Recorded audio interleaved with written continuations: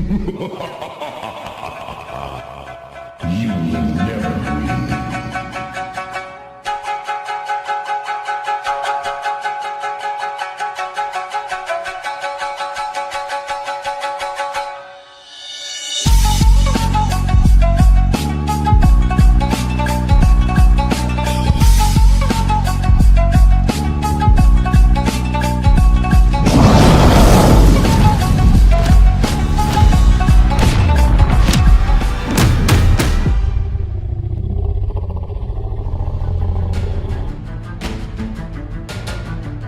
Halo teman-teman, selamat datang di channel Reinkarnasi. Pada kesempatan kali ini kita akan membahas alur cerita Immortality Part 15. Dan pada episode sebelumnya, kita sudah melihat bagaimana Fang Han berhasil dan resmi menjadi murid pelataran dalam, serta mendapatkan beberapa harta surgawi seperti jubah dan pedang terbang. Yang mana dalam proses mendapatkan itu semuanya tidaklah mudah bagi Fang Han. Ia sebelumnya terlibat dalam masalah dengan Hua Tiandou, yang mana harga dirinya dilucuti sampai habis di depan para calon murid pelataran dalam. Dalam aksinya itu, Fang Han juga terlihat bersumpah atas nama surga besar, bahwa dalam 10 tahun ke depan, ia akan berjanji mengalahkan Hua Tiandou. Lantas, langkah apa yang harus dilakukan Fang Han dalam 10 tahun ini agar membuat jejak kultivasinya meningkat dengan pesat? Tanpa berlama-lama, mari kita simak alur ceritanya. Semoga bisa terhibur.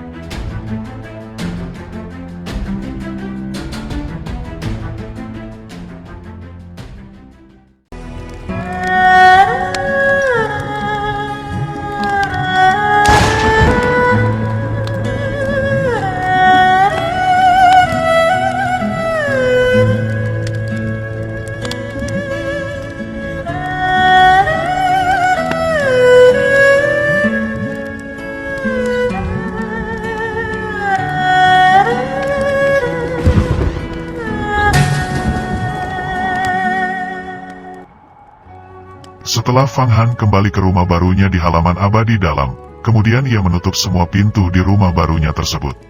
Lalu Fang Han memasuki kamar alkimia, ia duduk, dan kemudian segera menyilangkan kakinya dalam persiapan untuk melatih pikiran spiritualnya. Sebelum memasuki sebagai murid pelataran dalam, awalnya Fang Han tinggal di halaman luar Wuxian. Dia tidak perlu membawa barang-barangnya secara manual untuk dipindahkan ke dalam kediaman barunya ini, karena semua barang pentingnya sebelumnya sudah dimasukkan ke dalam peta Huangquan, sehingga ia tidak menjadi repot jika suatu saat berpindah tempat. Di dalam peta Huangquan sendiri terdapat ruang yang cukup besar, dan bahkan bisa memuat satu gunung besar di dalamnya. Bangunan di tempat tinggal barunya yang berada di halaman dalam ini berbeda dari bangunan tempat tinggal lamanya di halaman luar Wuxian. Bangunan di sini terbuat dari semacam batu putih murni. Bangunan itu tampak tinggi, luas, dalam dan menyegarkan, seperti real abadi.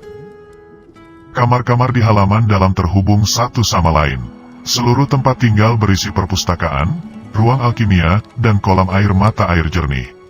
Di langit-langit rumah terdapat serangkaian mutiara yang cerah. Mutiara ini bukan mutiara bercahaya yang legendaris, melainkan mutiara ajaib yang memiliki kemampuan untuk menyerap sinar matahari dan sinar bulan untuk memancarkan cahaya lembut di malam hari.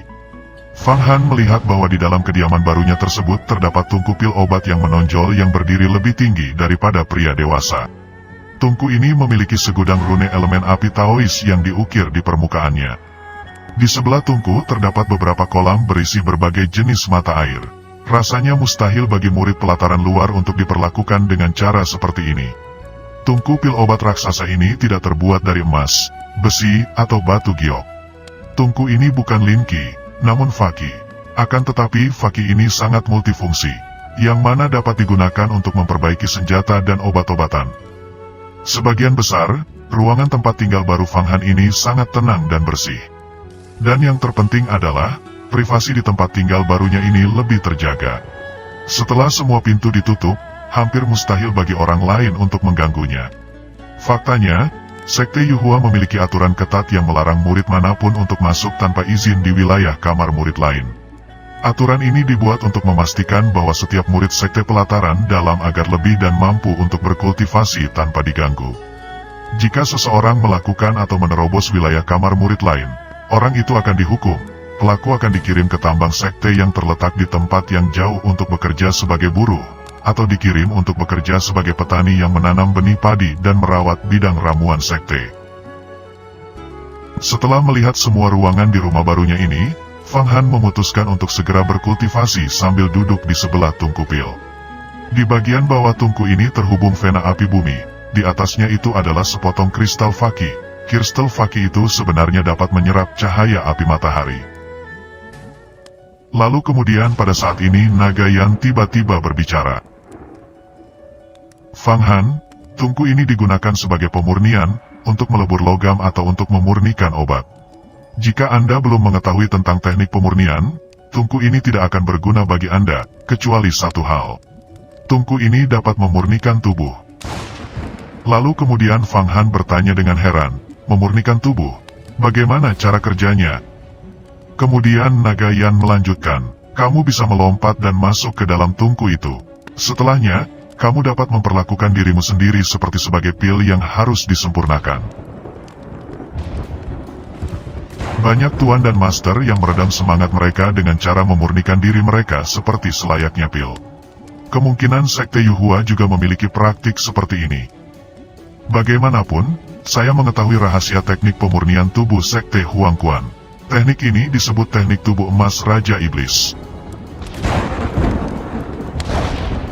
Lalu Nagayan melanjutkan, Fang Han, melihat cara Anda berkultivasi saat ini, tidak dapat dipungkiri bahwa Anda tidak akan dapat mencapai hasil kultivasi dengan lebih cepat, bahkan jika kamu memasukkan faktor dalam seperti suplemen pil obat. Satu-satunya cara terbaik untuk mendapatkan hasil maksimal dari kultivasi Anda adalah dengan menggunakan metode lain untuk mengolah jiwa dan raga Anda. Nagayan berkata dengan dingin. Dia melihat urgensi perjanjian 10 tahun yang dimiliki Fang Han dengan Hua Tiandao. Awalnya, bahkan jika Fang Han mendapat bantuan pil hasil dari sulingan iblis surgawi yang ia tangkap sebelumnya, dia masih akan membutuhkan waktu antara 1 hingga 3 tahun untuk memasuki alam surgawi. Akan tetapi, sekarang dia tidak punya waktu seperti itu lagi. Karena bahkan jika Fang Han berhasil memasuki alam surgawi pun, dia masih tidak ada apa-apanya di hadapan Hua Tiandao. Fang Han yang pada saat ini dengan seksama mendengarkan Nagayan bisa tahu dari nada suara Yan, bahwa tubuh emas Raja Iblis pasti akan sulit untuk dikuasai.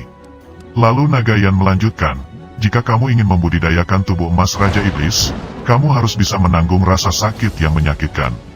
Untuk menanggung rasa sakit yang menyakitkan ini, Anda harus bisa meningkatkan semangat dan tubuh Anda dengan sangat besar.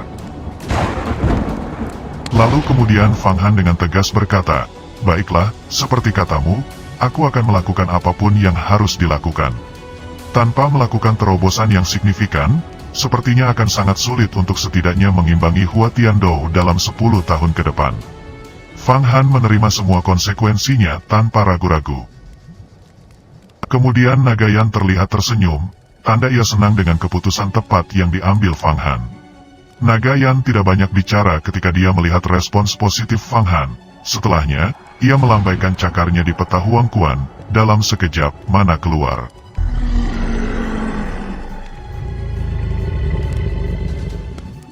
Setelahnya, Nagayan berkata kepada Fang Han, Fang Han, buka tungku pil itu. Setelah tungku pil dibuka, tiba-tiba semburan air mengalir keluar dari gambar peta Huangquan. Itu adalah air dari mata air suci Huangquan. Air suci itu dengan cepat mengisi bagian dalam tungku. Segera setelahnya, api muncul di bawah tungku, dan di bagian paling atas tungku segumpal sinar matahari keemasan menyinari lubang tanur yang bergabung bersama dengan api membuat air di dalamnya mendidih dengan cepat. Sesaat kemudian, uap dari air suci Huangquan mulai naik. Pada saat yang sama, Nagayan terlihat komat kamit membacakan mantra. Setelahnya tiba-tiba 18 pil darah bersama dengan 18 pil obat hijau kebiruan semua terbang keluar dari gambar peta Huangquan menuju tungku yang berisi air suci Huangquan yang mendidih. Seketika air mulai mengeluarkan aroma aneh. Kemudian Nagayan berbicara. 18 lapisan neraka berhubungan dengan 18 jenis penderitaan. Fang Han, segeralah masuk ke dalam tungku ini. Kembangkan jiwa dan raga Anda, tahan penderitaan yang tak terhitung jumlahnya. Selama Anda tidak bergerak dan mampu menstabilkan tubuh Anda Anda akan baik-baik saja. Hargai setiap meditasi ini seolah-olah itu adalah harta karun. Tidak peduli seberapa hebat rasa sakitnya, Anda harus tetap diam. Anda harus tetap diam dan bermeditasi. Jika tidak, pikiran Anda akan hancur dan yang lebih parah, Anda akan mati. Lalu Fang Han berbicara kepada Nagayan, apakah kamu benar-benar ingin memasakku hidup-hidup? Sebelumnya, Fang Han hanya tahu teori umum di balik tubuh emas iblis yang kuat, tetapi untuk berpikir bahwa dalam praktik itu seseorang harus masuk ke dalam air mendidih, bahkan master di alam surgawi akan mati jika direbus hidup-hidup. Bagaimanapun, mereka masih dikekang oleh tubuh fana mereka. Lalu Nagayan berkata sambil menjelaskan, mata air suci Huang Kuan ini tidak seperti jenis mata air lainnya. Anda hanya bisa mengolah tubuh emas Raja Iblis di dalam tungku yang berisi mata air Huang Kuan, tidak bisa dilakukan dengan jenis mata air lain.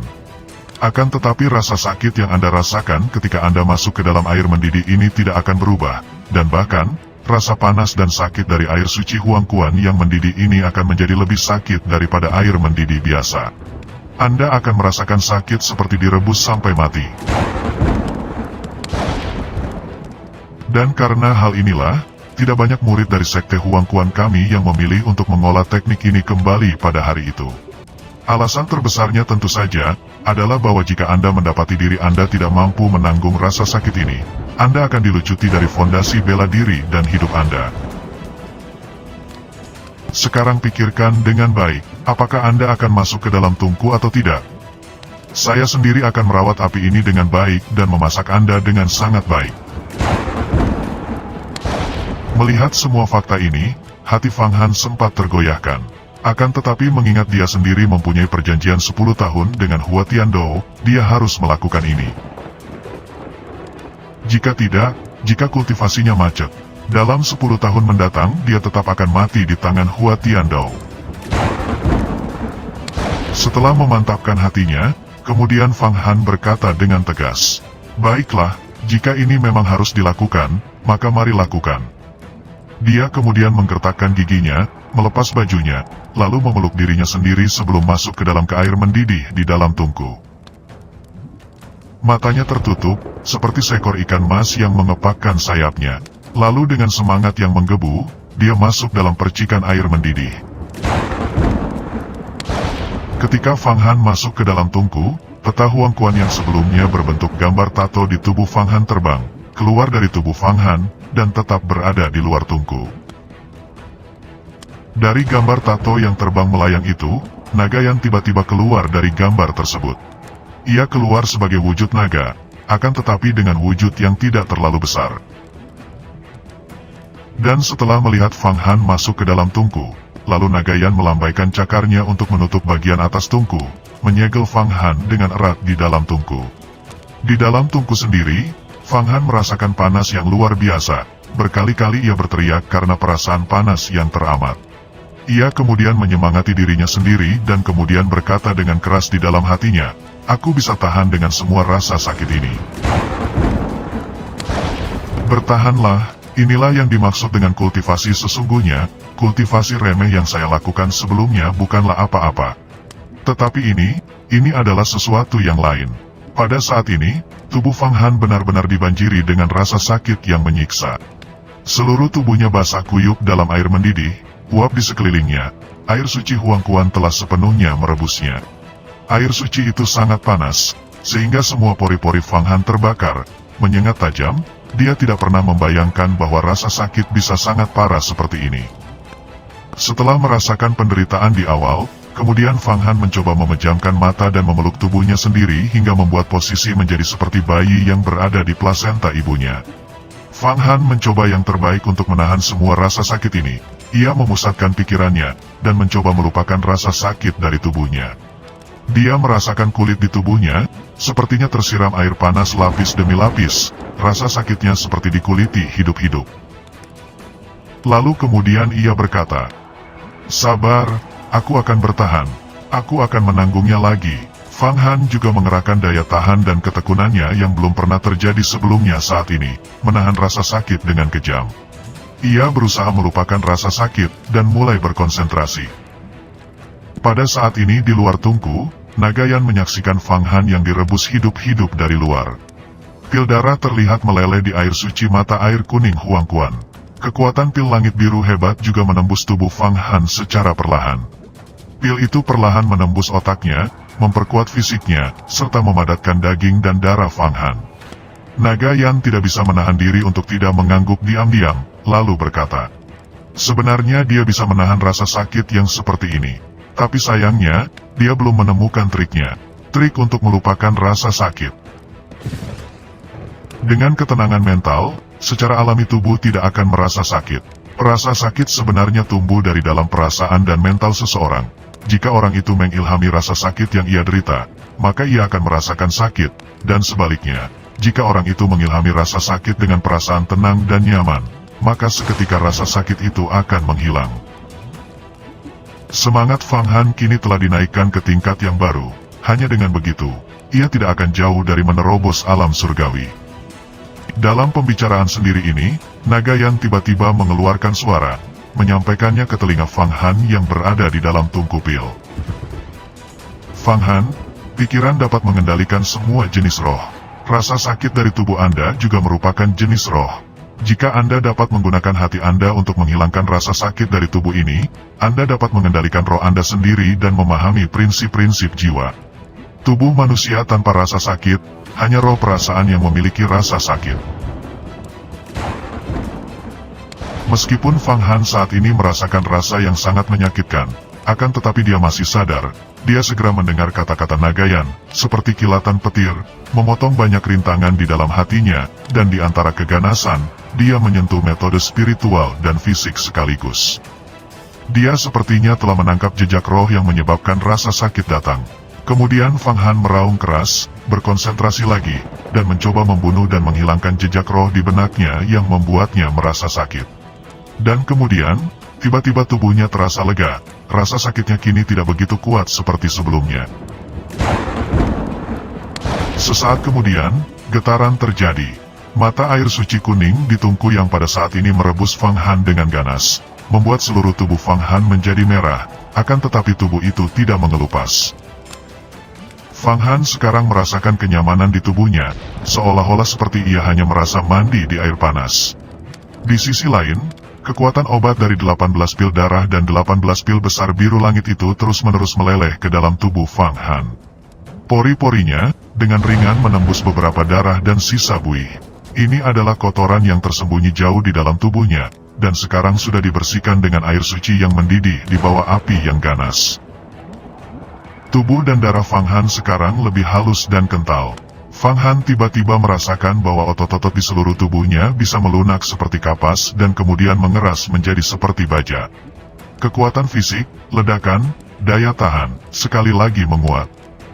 Jika kekuatan fisiknya sebelumnya setara dengan kekuatan 10 kuda, maka Fang Han sekarang telah sepenuhnya melampaui itu.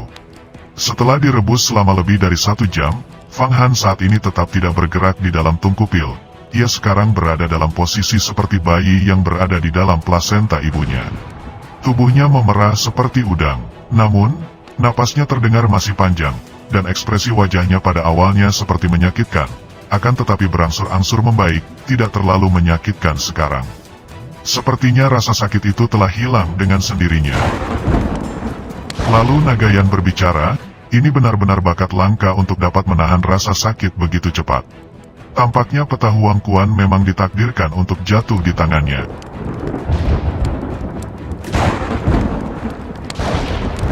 Nagayan bergumam, ia melihat bahwa Fang Han telah mencapai jejak kultivasi yang signifikan sekarang. Lalu kemudian Nagayan berkata, "Fang Han, keluarlah." Suara Nagayan bergetar, sekali lagi ia seperti membacakan mantra, dan dengan segera air suci mata air kuning di dalam tungku pil terbang keluar.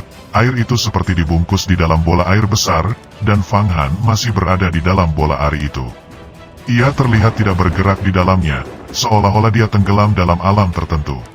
Setelahnya, bola air suci itu jatuh ke tanah, dan dengan pada waktu bersamaan, Fang Han yang sebelumnya berada di dalam bola air itu sekarang jatuh ke lantai dengan tubuh telanjangnya, dan air suci kembali ke dalam peta Huang Quan.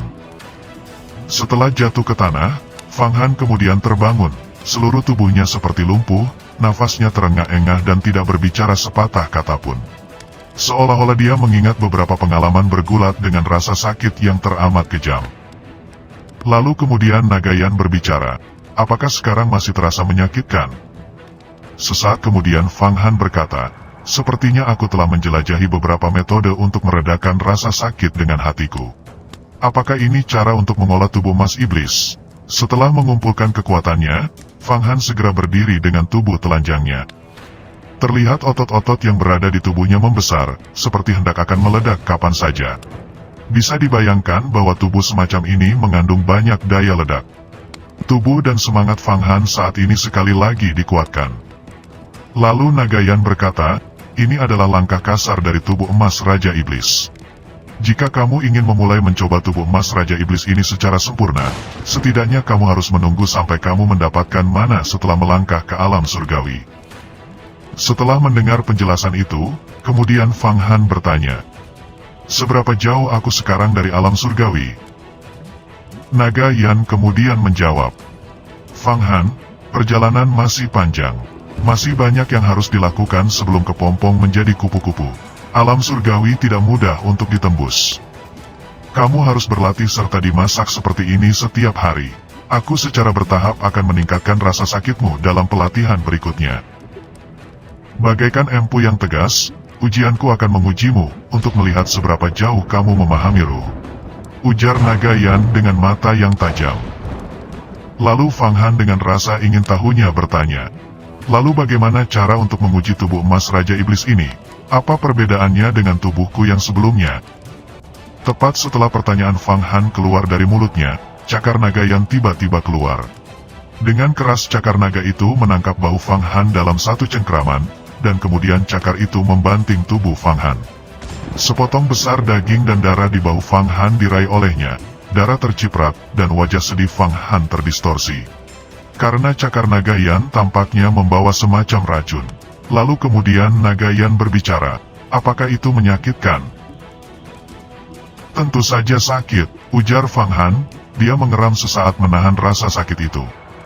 Lalu Nagayan berkata lagi, masih sakit, lalu, apakah Anda sudah lupa dengan rasa sakit saat Anda berada di dalam tungku itu? Dengan bergetar, tiba-tiba bahu Fang Han yang satunya juga dicengkram oleh Nagayan. Sekali lagi tubuh Fang Han dibanting oleh Nagayan. Lalu dengan sigap Fang Han segera duduk. Dengan wajah galak, menatap tempat di mana bahunya tergores. Ia mengerutkan kening dan mulai menutup matanya. Setelah beberapa saat, matanya tiba-tiba terbuka. Tidak ada jejak kemarahan di wajahnya yang terlihat. Jejak rasa sakit yang sebelumnya datang menyerang. Sedikit demi sedikit rasa sakit itu mulai terhapus di otaknya. Dan sekarang rasa sakit itu sedikit demi sedikit mulai menghilang, akan tetapi tidak sepenuhnya menghilang. Nagayan sendiri terlihat puas dengan pencapaian Fang Han ini, ia lalu membuang pil darah dari mulutnya. Lalu melanjutkan berkata, Fang Han, sekarang bersihkan tubuh dan lukamu. Akan tetapi yang perlu Anda tahu, rasa sakit itu untuk saat ini tidak akan sepenuhnya menghilang. Rasa sakit itu akan terus terjadi. Jika Anda ingin membunuh rasa sakit itu sepenuhnya, Anda harus mengubah roh yang menyakitkan. Anda harus terus berlatih dengan duduk di dalam tungku pil itu, dan harus bisa menahan rasa panas dari air yang mendidih di dalamnya. Latihan ini akan dilakukan setiap hari hingga tidak ada rasa sakit yang bisa menyakiti tubuh Anda.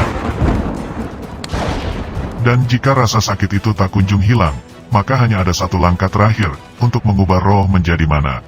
Masuklah ke alam surgawi. Kemudian, dengan semangat Fang Han berkata, jika begitu, ayo mulai berlatih lagi. Fang Han tahu bahwa waktu akan sangat mendesak, dan berharap untuk berlatih lebih banyak. Lalu Nagayan berkata, kultivasi adalah kombinasi dari latihan dan istirahat. Pahami dulu apa yang telah Anda pelajari hari ini. Sekarang, datanglah ke gambar peta Huang Kuan. 10 yasha terbang kita akan segera berubah menjadi 10 syuro. Dan kemudian, lihatlah bagaimana saya meleburkan 10 pedang ini ke dalam tubuh syuro. Lalu amati transformasi yasha ini saat menjadi seorang syuro. Ini akan sangat membantumu memperoleh ilmu baru. Dan lagi, vitalitas yang muncul dari metamorfosis mereka juga cocok untuk kamu serap. Saat berbicara, seluruh tubuh Fang Han dibawa ke dalam gambar musim semi kuning. Setelah berada di dalam peta Huangquan, Fang Han saat ini melihat 10 kepompong seperti jantung mengambang di sungai Huangquan. Terlihat pula 10 pedang terbang yang sebelumnya diperoleh, saat ini juga tergantung pada masing-masing kepompong Yasha ini.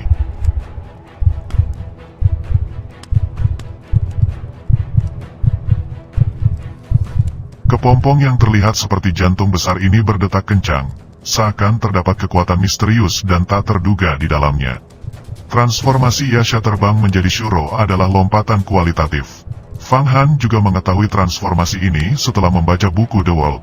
Betapa sulitnya, dan seberapa besar sumber daya yang dibutuhkan untuk melakukan metamorfosis ini. Meskipun metamorfosis berubahnya seorang Yasha terbang menjadi seorang Shuro ini tidak sesulit seperti alam fisik untuk berkultivasi ke alam surgawi, akan tetapi, rintangan yang harus dihadapi tidak jauh lebih buruk. Sekarang Fang Han memiliki kesempatan untuk melihat transformasi ini dengan matanya sendiri. Dia secara alami mengawasinya karena tidak mau kehilangan suatu momen. Dengan melihat ini, mungkin dia bisa menemukan jejak evolusi fisik sekecil apapun dari transformasi ini, dan meletakkan dasar yang kokoh bagi dirinya saat memasuki alam surgawi di masa depan. Setelahnya, Nagayan terlihat sedang membacakan mantra. Shuro Iblis Bumi, Raja Iblis Surgawi, Shuro. Bangunlah.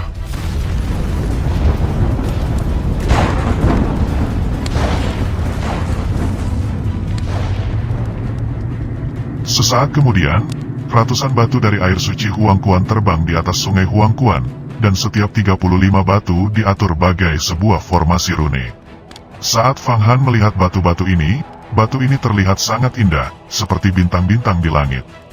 Di bawahnya, sungai besar Huangquan juga mulai berputar, bagai pusaran air yang besar, sungai itu bergejolak dengan kejam. Di atas sungai, batu yang sebelumnya sudah berada dalam formasi rune di bawah kendali mana Nagayan, mereka meleleh menjadi seperti aliran udara, lelehan batu itu berkumpul menjadi satu. Dan tiba-tiba, kumpulan aliran batu itu berfluktuatif, bersatu menjadi seperti menyerupai kepala manusia. Kepompong Yasha yang berada di tengahnya dengan cepat terintegrasi ke dalam formasi ini, seperti gerakan rune yang besar. Geliat kepompong besar ini juga segera menjadi 10 kali lebih cepat. Seolah-olah genderang perang dibunyikan serempak. Suasana di dalam gambar peta Huangquan tiba-tiba menjadi tegang. Jantung Fang Han berdebar kencang melihat pemandangan ini. Kepompong ini, seolah-olah dia akan segera menetas. Pada saat bersamaan, 10 pedang terbang segera dilebur oleh Nagayan. Nagayan kembali meneriakkan mantra dengan misterius. Suara mantra itu bergabung dengan kejutan mana yang keluar dari tubuh naganya. Setelah suara mantra beserta mantra itu menyatu, cahaya kemasan terlihat, seperti simbol rune.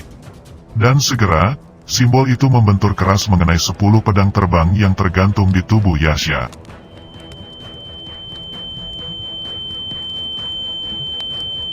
Pedang itu berdengung dan berdengung. Pedang terbang ini mengeluarkan fluktuasi yang kuat. Dan kemudian kualitas emas dan besi dari setiap pedang ini benar-benar mulai meleleh. Meleleh menjadi cairan yang mengalir. Pusat cairan benih pedang ini, ada masa sesuatu seperti benih. Dan setelah lelehan cairan pedang terbang ini masuk ke dalam kepompong yang berisi tubuh Yasha, ledakan besar terjadi. Yasha ini sepertinya akan segera memecahkan kepompongnya, dan berubah wujudnya menjadi Shuro. Begitu Nagayan melelehkan bentuk pedang terbang menjadi cairan dan kemudian cairan itu masuk merembes ke dalam kepompong. Kepompong mulai meledak, dan suara klik dan klik terus mengalir. Dan akhirnya, suara retak terdengar. Serangkaian bayangan iblis tinggi muncul dari dalam kepompong itu, semuanya dengan sisik dan tubuh yang keras. Kepala mereka terlihat seperti campuran antara pria dan wanita. Terlihat dengan jelas dari raut wajah Shuro yang agung ini, mereka adalah benar-benar sosok yang kejam. Mempunyai perpaduan wajah bidadari dan iblis, di belakang tubuh mereka, tulang taji berdiri. Sangat mengerikan. Saat kepompong pecah, terdapat kabut darah mengambang di udara. Akan tetapi aroma dari kabut darah tersebut tidak berbau busuk, akan tetapi aroma itu sangat lembut. Setelahnya, Nagayan berbicara, "Fang Han, kabut darah ini disebut nektar berdarah. Kamu tidak akan menemukannya dimanapun. Fang Han, segera hirup aroma nektar berdarah ini. Jangan sia-siakan kesempatan langka ini. Setelah Fang Han melihat semua ini, dengan cepat ia menarik napas tajam, menyerap seluruh kabut darah di sekitarnya. Kabut darah ini disebut nektar berdarah. Kabut ini jauh lebih halus daripada pil darah, akan tetapi efeknya jauh lebih kuat. Ini adalah inti dari kehidupan yang tersisa ketika Yasha terbang berubah menjadi Shuro. Darah iblis, setelah diserap oleh seniman bela diri, kulit dan tulangnya akan menjadi lebih kuat. Fang Han mengisapnya ke dalam mulutnya, menelannya, dan merasakan nektar berwarna darah ini. Kabut darah ini segera menyebar ke seluruh tubuh Fang Han sekaligus. Setelah nektar dihirup, segera, aliran ki iblis menyebar ke seluruh tubuhnya. Kini tubuh Fang Han dibungkus dengan kekuatan dari sisa kehidupan Shuro. Tubuhnya kini lebih keras dan kuat, membuat tubuhnya lebih sulit untuk dihancurkan.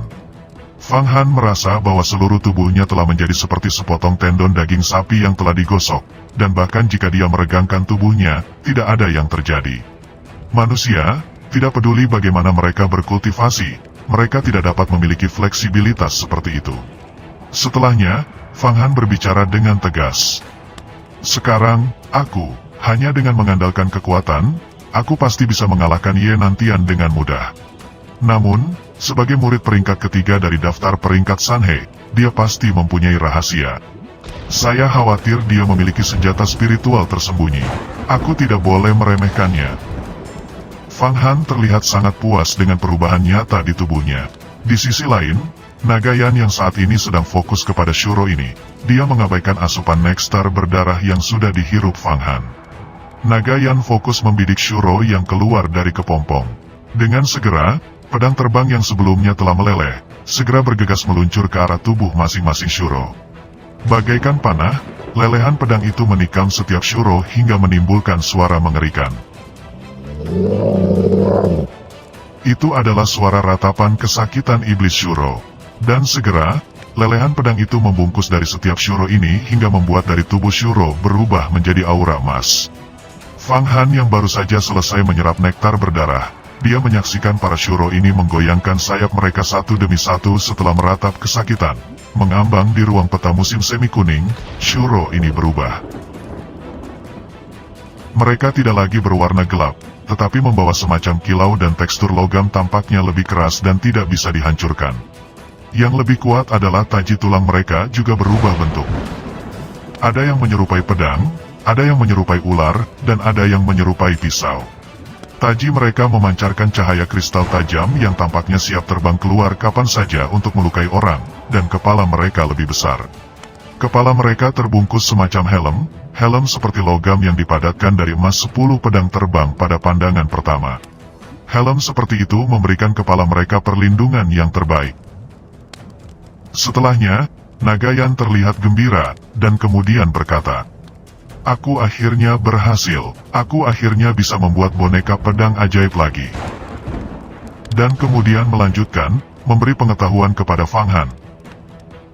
Sekarang, sisik di tubuh mereka akan sulit ditembus bahkan jika pedang terbang menyerang ke tubuh mereka. Dan bahkan pedang terbang yang menyerang itu akan bisa patah. Kepala mereka juga tidak lemah. Saya telah mengintegrasikan formasi roh 10 pedang terbang ke dalamnya. Di antara bagian tubuh mereka, mereka bisa menerbangkan taji tulang dan menggunakannya sebagai selayaknya pedang terbang. Nagayan kemudian melanjutkan, "Fang Han, mereka ini sebenarnya 2 kali lebih kuat daripada Shuro asli. Bahkan jika penguasa alam surgawi tingkat pertama atau kedua bertemu dengan mereka, penguasa alam surgawi tingkat pertama atau kedua ini akan dibunuh secara instan." Nagayan memandang mahakaryanya dengan penuh bangga.